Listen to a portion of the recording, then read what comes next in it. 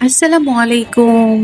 একদিন চলার পথে হঠাৎ চোখ পড়ল রাস্তার দিকে। দূর থেকেই দেখতে পাচ্ছিলাম প্রচুর ভিড়। ভিড় কেন সেটা বোঝার জন্য আমরা ধীরে ধীরে চলে গেলাম একটু সামনের দিকে।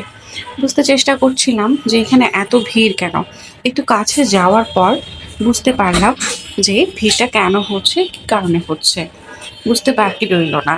এখানে সবাই ভিড় ধরে দাঁড়িয়ে আছেন শুধুমাত্র টিসিবির পণ্যের জন্য। দ্রব্যমূল্যের এই ঊর্ধ্বগতিতে টিসিবি যেন সাধারণ মানুষের ভরসার একটি স্থান নিয়ে নিয়েছে।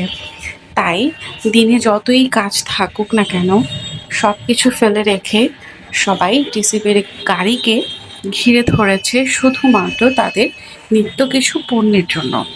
এবং এটাই এখন বর্তমানে টিসিবির পণ্য বর্তমানে সাধারণ মানুষের আস্থার কেন্দ্রবিন্দু।